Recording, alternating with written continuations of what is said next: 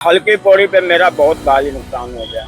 मेरा मोबाइल भी चला गया, मेरे पैसे भी चले गए। ट्राई साइकिल में से सारा सामान बिखरा पड़ा था, उसमें पैसे और मोबाइल दोनों गए। बाबा को एक लोटा भी जल चढ़ा दो तो बाबा उसी में भी खुश है। जहां आस्था होती है वहां पर शरीर की मजबूरी भी रास्ता नहीं रोक पाती। ये कहावत आप लोगों ने सुनी होगी। इसी का जीता जागता उदाहरण है। हम आपको दिखा रहे हैं, एक दिव्यांग साधु हैं जो दिल्ली से हरिद्वार से कार उठाकर दिल्ली की ओर चले हैं और डेली कुछ किलोमीटर चलते हैं और बीच में विश्राम करते हैं। हम इनसे बातचीत करेंगे कि इनका जो हौसला है, शिव भक्त हैं ये, लगातार करीब 20 साल से इस तरीके से ही साइकिल से हरिद्वार से दिल्ली जो है गंगा जल लेकर जाते हैं। इनसे बातचीत करते हैं। क्या नाम है बाबा? मेरा नाम राजेश सचदेवा है। 20 साल से आप लगभग गंगा जल लेके आ रहे हैं लगातार। पहले और अब में क्या बदलाव है, क्या कुछ देखने को मिला? बदलाव में तो बहुत कुछ हुआ है, उधार भी है, लेकिन अब मैं क्या बताऊं। क्या हो गया? हल्की पौड़ी पे मेरा बहुत भारी नुकसान हो गया।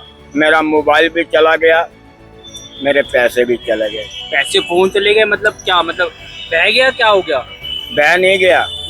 मैं वहाँ हल्की पौड़ी पे नीचे उतरा हूँ नहाने धोने के लिए, और मैंने गंगा जल भी लेना था, वो भी नहीं। जैसे ही मैं नहा के आया हूँ, मेरे ट्राई साइकिल में से सारा सामान बिखरा पड़ा था, उसमें पैसे और मोबाइल दोनों गए। अच्छा, बैग रखा हुआ था, किसी ने चोरी कर लिया? बैग है, बैग के अंदर हमारे जो पैसे और मोबाइल दोनों किसी ने निकाल लिए। मैंने वहाँ प्रशासन को भी बोला कि प्रशासन ने मेरी बात नहीं सुनी। फिर मैं चुपचाप किसी से 50 रुपए लिए और वहाँ से थोड़ा सा जल लेके आया हूँ मैं, ताकि मैं जल आप ही का ये हाँ, नहीं तो मैं 20 लीटर से कम जल लेके नहीं आता हूँ। साइकिल से? हाँ जी। अच्छा, तो प्रशासन से आपने बोला नहीं कि मैंने मदद कीजिए, मतलब मैं विकलांग हूँ? और बहुत कुछ बोला, लेकिन उन्होंने कहा मैं क्या कर सकता हूँ।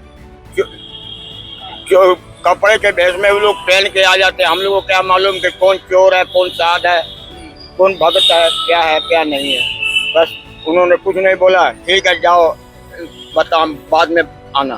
फिर कौन जाता है बाद में इतनी दूर, फिर हल्की पौड़ी चढ़ के जाना फिर आना। मेरे भाई बस से बाहर है। बिल्कुल, मतलब ये पीड़ा हुई कि मतलब वहीं पर जाके, मतलब जहाँ आस्था के उसमें गए, जल लिया और आपके जो चोरी हो गया और किसी ने मदद नहीं की। फिर यहाँ से अब तक, यहाँ मेर तक, यहाँ तक का कैसा सफर रहा? कैसे क्या रास्ते में बीच में कैसे आए? मैं सही सलामत आया हूँ। जहाँ शिविर मिलते थे रुकने के लिए, मैं रुकता नहीं था। कहीं जबरदस्ती लोग रोक के बाबा खाना खा लो, बाबा खाना खा लो, तो मैं थोड़ा सा लेता और खा के निकल आता।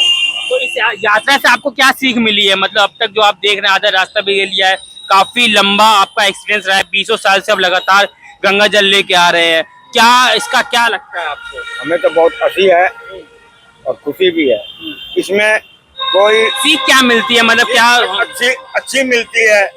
दुनियादारी देखी है, किस तरह का माहौल है, किस तरह का है, क्या नहीं है। दिव्यांग होने के बावजूद इतनी कठिन यात्रा, और लगातार आपके हाथ, आप बता रहे थे कि हाथ से पूरा रेंगना पड़ता है, फिर आगे साइकिल चलती है, उसके बाद कम डेली कितना किलोमीटर ऐसे चलना होता है आपको? कभी 100 चल लेता हूँ, कभी 60 किलोमीटर, कभी 50, कभी 10। थकान के ऊपर है। थकान के ऊपर जब चढ़ाई आती है तो मैं पस्त हो जाता हूँ। फिर धीरे धीरे कैसे करके ऊपर चढ़ाई करके फ्लाईओवर आता है तो उसमें दिक्कत होती है। बाकी तो अभी तक तो कोई दिक्कत नहीं है। प्लेन रोड मिली हुई है, आराम से आया हूँ।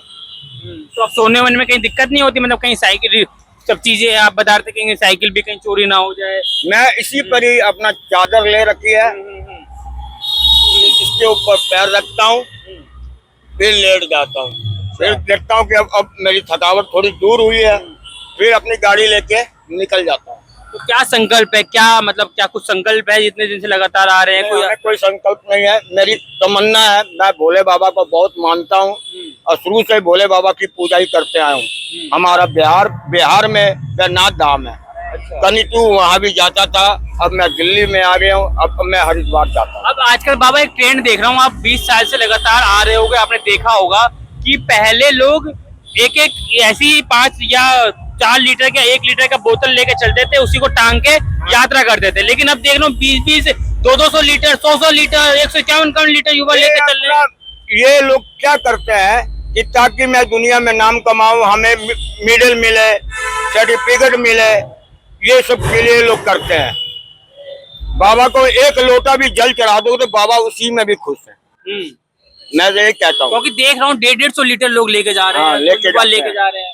मैंने क्या युवाओं को क्या सीख देनी चाहिए, क्या करना मैं कह रहा हूँ बाबा को सिर्फ एक लोटा जल चढ़ाओ, बाबा उसी में प्रसन्न है। बस मैं इतना ही कहना चाहता हूँ। अच्छा, कल आप ठीक है, आपके हरिद्वार में चोरी होगी हल्की पौड़ी में, भोले बाबा से आपने क्या प्रार्थना की? मैं बोले बाबा, मैं आया था, हो सकता है कि मेरे पिछले जन्म का कोई कर्ज होगा, वही उतारा हूँ। क्या नाम हुआ आपका? मेरा नाम राजेश सचदेवा है। कब तक दिल्ली पहुंचने का आपका वो है प्लान? बस यहाँ से छोटी हरिद्वार जाऊंगा, छोटी हरिद्वार से फिर मैं निकल जाऊंगा दिल्ली के लिए। तो ये देखा किस तरीके से वक्त हमने बताया जिस तरीके से कि आस्था जो है वो शरीर की कितनी मजबूरी हो, लेकिन आस्था जो है वो सब पर भारी है। और देखिए किस तरीके से ये हर हर महादेव का लिखवाकर साइकिल पर विकलांग जो साधु हैं वो करीब 20 साल से लगातार हरिद्वार से जल लेकर दिल्ली यूं ही ऐसे ही इस तरीके से जाते हैं। और इन्होंने बताया कि किस तरीके से हल्की पौड़ी में जो इनकी फोन और पर्स जो है वो चोरी हो गया, लेकिन प्रशासन ने इनकी मदद नहीं की।